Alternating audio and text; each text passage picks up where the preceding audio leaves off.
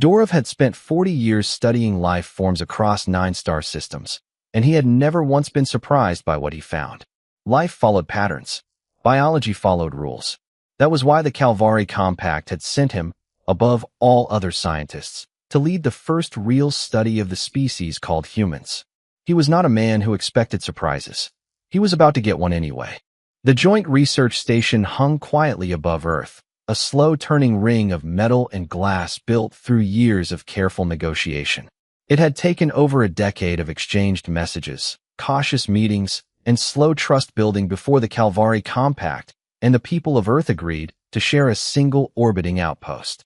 Dorov had arrived only 3 days ago, along with a small team of scientists eager to finally study humanity up close instead of through old recordings and long-range scans. He walked through the station's central corridor, his four-fingered hand trailing along the smooth wall, reading the soft hum of the station's systems.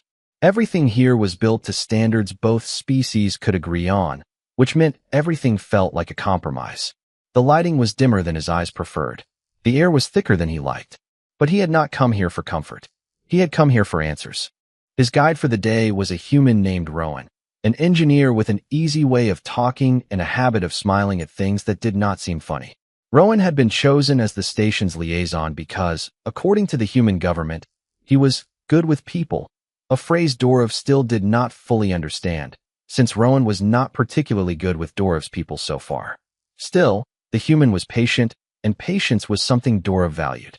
"You said something yesterday that I have been unable to stop thinking about," Dorov said as they walked. "You mentioned that your species eats 3 times in a single rotation of your planet." Rowan nodded. "Yeah, roughly. Breakfast, lunch, dinner. Some people eat more, some less, but 3 is pretty standard. And the first of these meals," Dorov continued, "you called it the most important. That's what people say, yeah? Not everyone agrees. But a lot of us grew up hearing that breakfast is the most important meal of the day."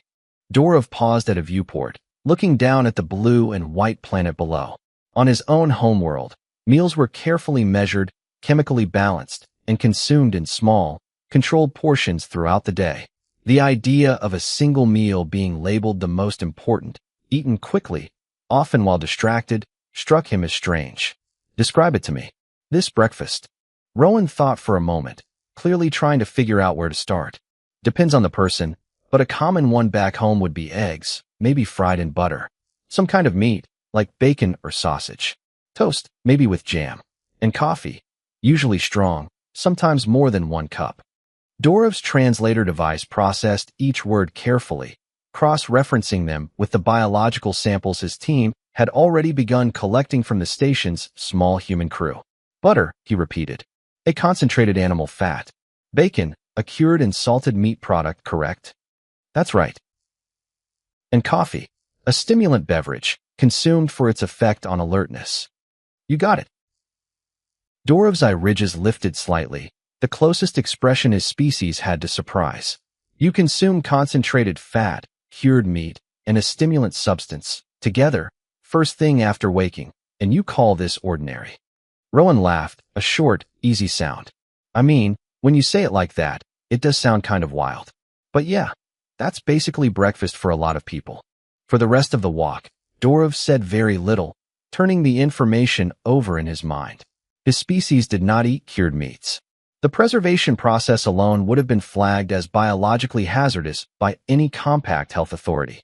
Fats in that concentration were reserved for medical emergencies, not daily meals.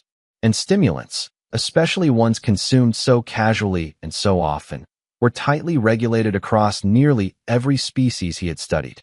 By the time they reached the station's small viewing lounge, Dorov had made a decision. He turned to Rowan, his translator carrying a note of formal seriousness into his next words.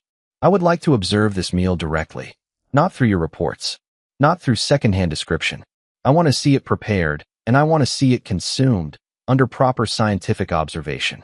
Rowan raised an eyebrow, clearly amused by how seriously the alien scientist was taking a simple meal. "You want to watch someone eat breakfast. I want to understand how your species survives a daily ritual that, by every model my people possess, should not be survivable in the way you describe it. I suspect there is a mistake somewhere, either in the translation or in my understanding of your biology? There's no mistake, Rowan said, still smiling. It's just breakfast. But sure, I can set that up for you. We've got a crew shift change tomorrow morning. You can watch as many people eat breakfast as you want. Dorov nodded slowly, already composing the request he would send to his research team that evening. He would need full biological scanners, chemical analysis equipment, and at least 2 more researchers to help monitor the readings. What Rowan called just breakfast, Dorov intended to treat as what it truly was, the first real test of whether humans were as fragile or as strange as their own casual words suggested. Outside the viewport, Earth continued its slow turn beneath the station, unaware that one of its oldest daily habits was about to become the subject of the most serious scientific investigation the Calvari Compact had ever conducted. The station's cafeteria had never looked so busy, and yet none of the people inside it were actually there to eat. Dorov had arrived nearly 2 hours before the human crew's usual breakfast time, bringing with him a small team of alien researchers and enough scanning equipment to fill 3 carts. Tables had been pushed aside to make room for monitoring stations, each one linked to a chair where a human volunteer would soon sit and eat their morning meal under the watchful eyes of an entirely different species. Illik, the youngest member of Dorov's team, moved nervously between the machines, double-checking connections that had already been checked twice. She was fresh out of her scientific training, eager to prove herself, and more than a little anxious about witnessing what her instructors back home had only ever described in cautious, theoretical terms. "Are we certain this is safe to observe?" she asked, not for the first time. "If their bodies truly process these substances the way the reports suggest, should we not have medical staff standing by?" "Medical staff are standing by," Dorov said calmly, adjusting one of the scanners. "Human medical staff, who do not seem the least bit concerned." That fact alone unsettled Illik more than anything else. If the danger were real, surely the humans themselves would show some sign of caution. Instead, when the first crew members began arriving for their shift, they walked in laughing, talking about a game one of them had watched the night before, completely unaware that they were about to become the center of an interspecies scientific event. A human woman named Dana was the first to sit down at the monitoring station, cheerfully allowing the alien team to attach sensors to her arm and chest. "This is kind of cool," she said, glancing at the wall of unfamiliar equipment now surrounding her. "Never had a scientist watch me eat breakfast before." "You are certain this does not bother you?" Dorov asked. "Nah, go for it. Just don't judge me if I put hot sauce on everything." Dorov did not yet understand what hot sauce was, but he made a note to find out. The kitchen staff began preparing the meal exactly as Rowan had described the day before. Eggs cracked into a heated pan, sizzling in melted butter. Strips of bacon curled and darkened over open heat, releasing a smell that made several of the alien researchers instinctively step back.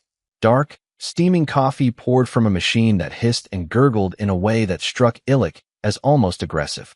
Slices of bread turned golden brown in a toasting device before being spread with more butter and a spoonful of something the humans called jam. When the tray was finally placed in front of Dana, the alien team's scanners immediately began flashing warnings. Fat content in the eggs and bacon combined exceeds standard biological tolerance thresholds, one researcher reported, reading from his display. Sugar concentration in the coffee and jam is elevated beyond safe recreational limits established by compact health standards. Sodium levels in the bacon alone are. "She's just going to eat it," Illik interrupted, staring as Dana picked up a fork without any hesitation at all. Dana ate a bite of egg, then a piece of bacon, then took a long sip of coffee, all while glancing over the readings displayed on a screen turned toward her out of curiosity.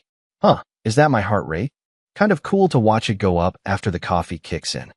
"Your heart rate is increasing because your body is absorbing a stimulant compound rapidly," Dorov said, watching the same screen with far more concern than Dana seemed to have.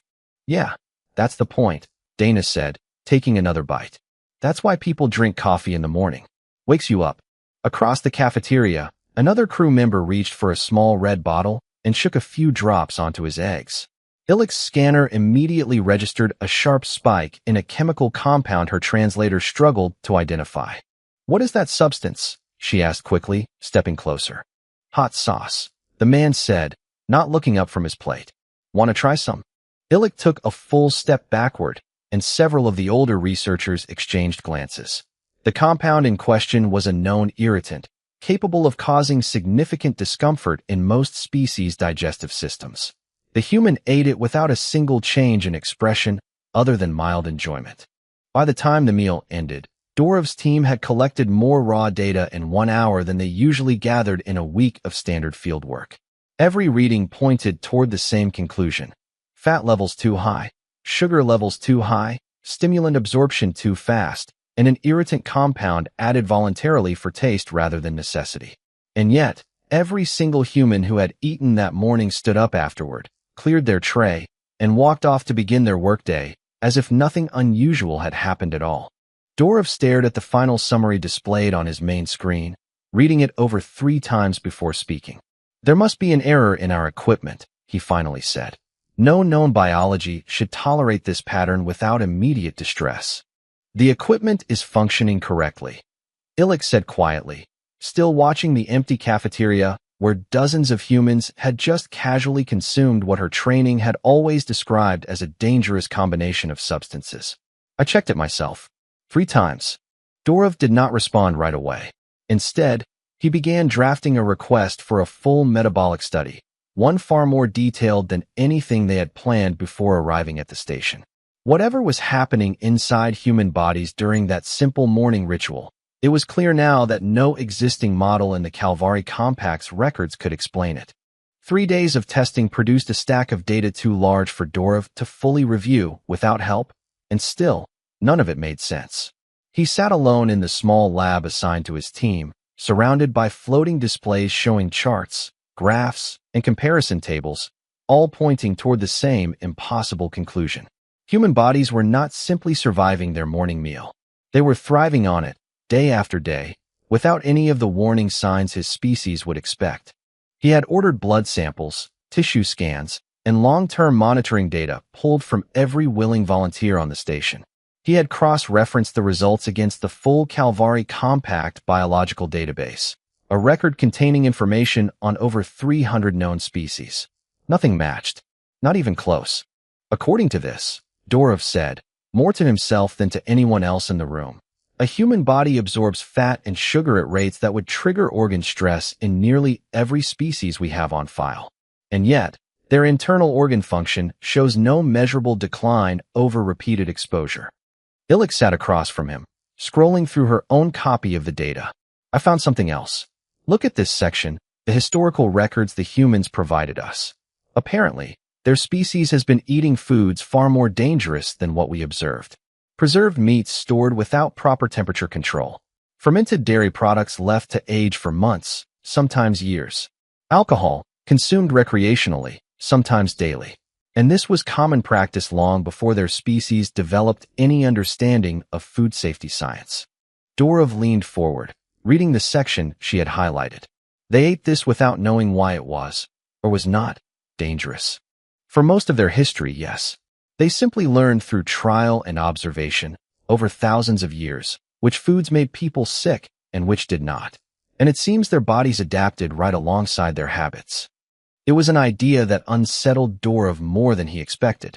Every species he had ever studied approached food with caution, guided by careful science or ancient rules passed down to avoid poisoning and disease. Humans, it seemed, had developed their entire relationship with food through a long, messy process of trying things, sometimes suffering, and continuing anyway.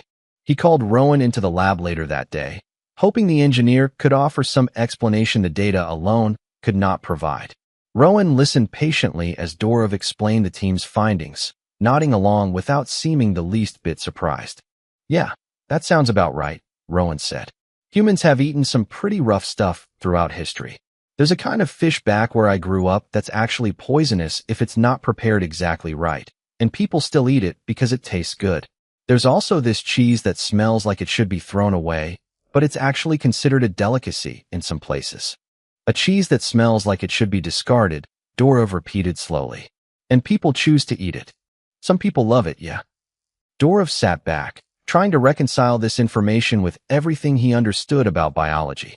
On his homeworld, and across most of the Calvari Compact's member species, food was treated with the same seriousness as medicine. Diets were calculated, standardized, and carefully monitored from birth. The idea of a species voluntarily eating something questionable simply because they enjoyed the taste, and then building an entire culture of casual meals around that same instinct, was almost impossible for him to process.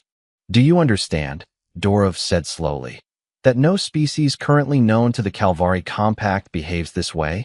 Every civilization we have contact with treats dietary risk as something to be avoided, minimized, and controlled.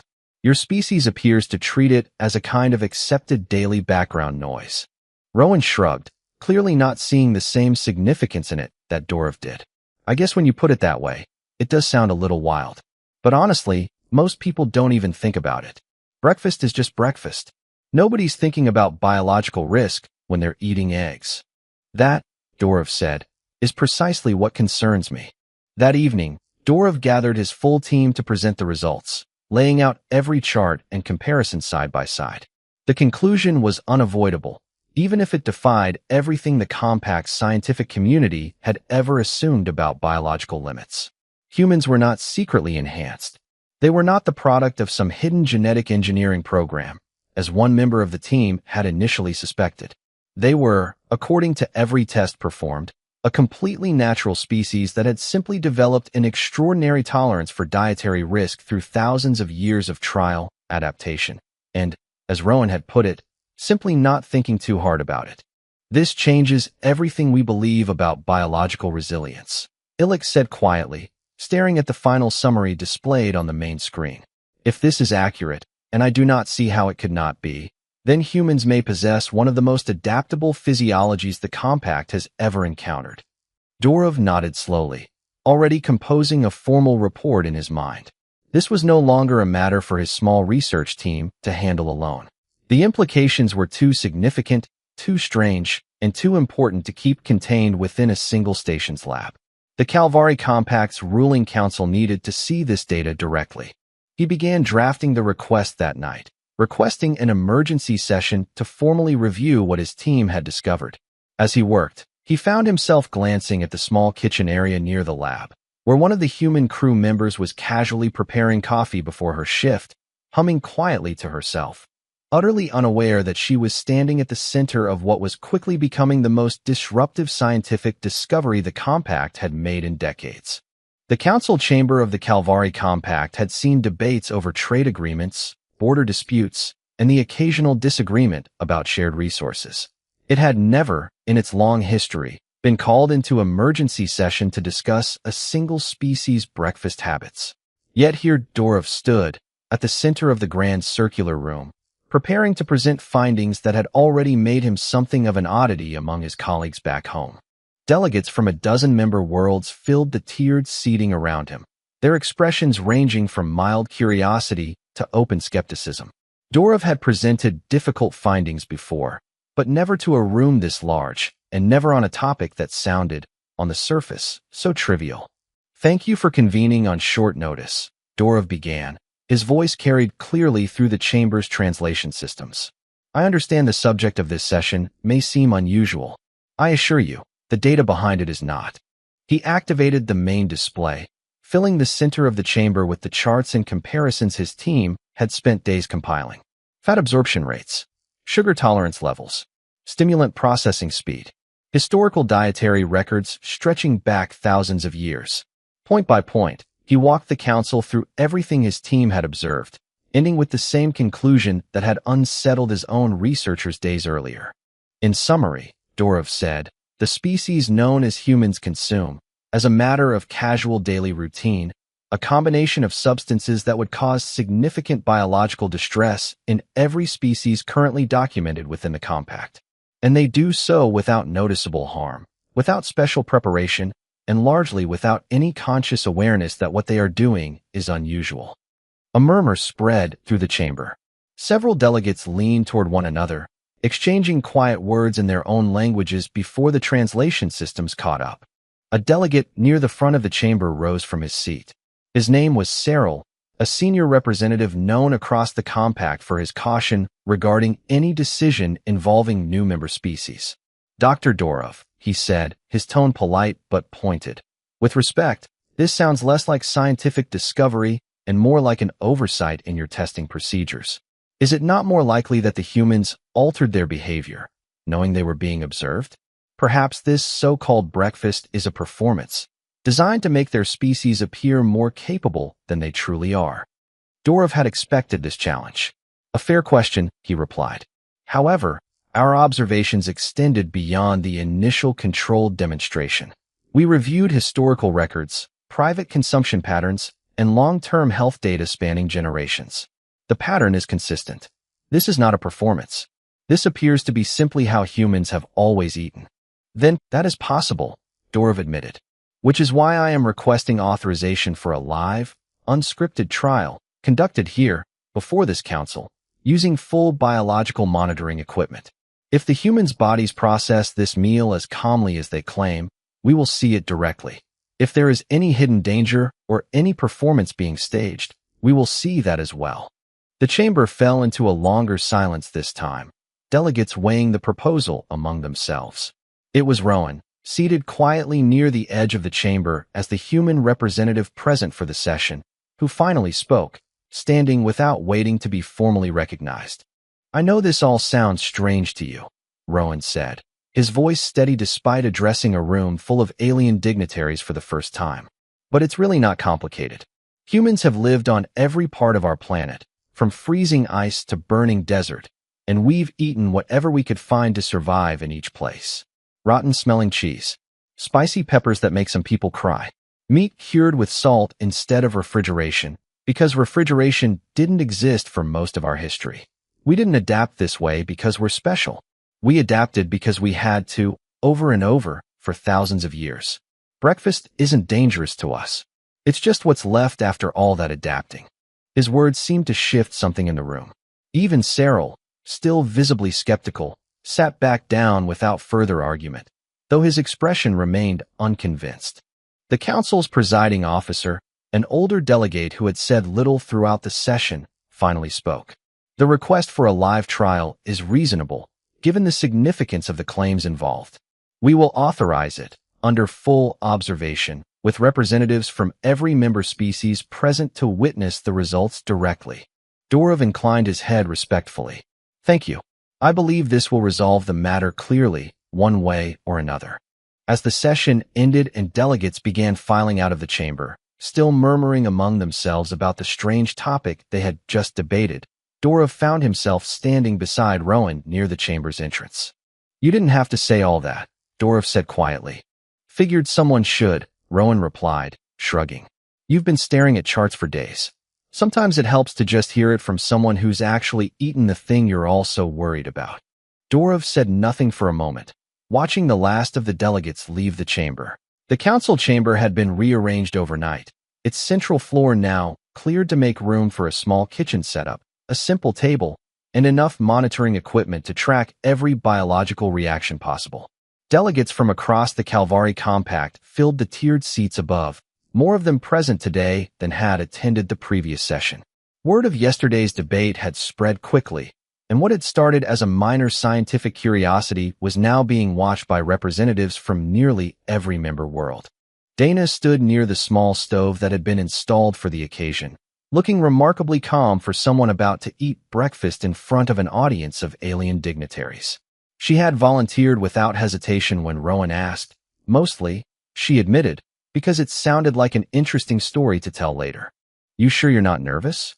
Rowan asked quietly as the last of the equipment was set up around her. About eating breakfast? Not really, Dana said, cracking an egg into the heated pan with practiced ease. I've done this basically every day of my life. Doesn't matter who's watching. Dorov stood near the monitoring station, double-checking the sensor connections one final time before signaling that they were ready to begin. The chamber grew quiet as Dana continued preparing the meal, the sound of sizzling butter and cracking eggs somehow filling the enormous room despite how small and ordinary the actions were. Sausages went into a second pan, browning slowly. Dana poured coffee from a machine that had been specially transported for the demonstration, the dark liquid steaming as it filled a plain white mug. A small bottle of red sauce sat waiting near the edge of the table, already drawing nervous glances from several delegates who had heard about it from Illich's earlier reports.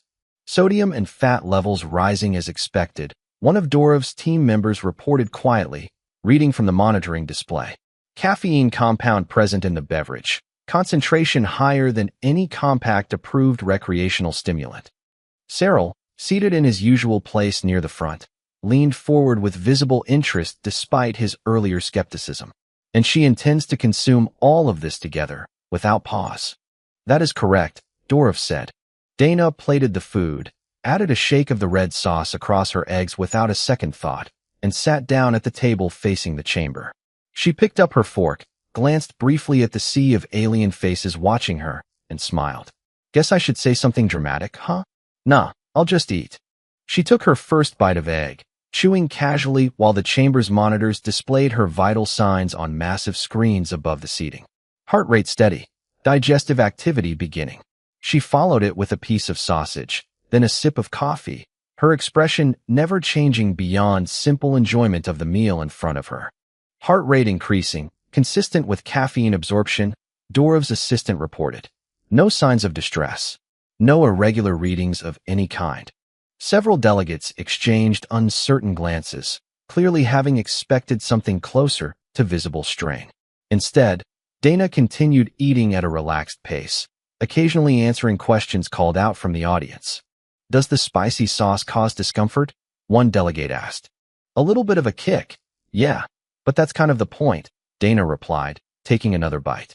Some people like it hotter than I do, actually. Cyril rose from his seat again, unwilling to let the demonstration pass without challenge. This proves nothing beyond the tolerance of a single individual. Perhaps this human is unusually resilient, even among her own species. She's pretty average, honestly, Rowan said from where he stood nearby. Most people back home eat something like this most mornings. She's not special. That's kind of the whole point we've been trying to make. Dorov stepped forward, addressing the chamber directly. Delegate Cyril raises a fair concern, one my team shares. However, our earlier field observations, conducted on multiple human subjects across several days, produced identical results. This is not an isolated case. This appears to be the biological baseline for the entire species. The chamber fell into a heavy silence as that statement settled over the room. An entire species, casually enduring what every other known civilization would consider a serious biological risk, as nothing more than an ordinary start to their day. It was then that Dana, having finished most of her meal, picked up a small piece of buttered toast and looked toward the seating area. Her eyes settled on a visiting dignitary from one of the Compact's more cautious member worlds, a species known for their careful, measured approach to nearly everything. Without much thought, she held the toast out toward him. Want to try a bite? It's not bad, promise.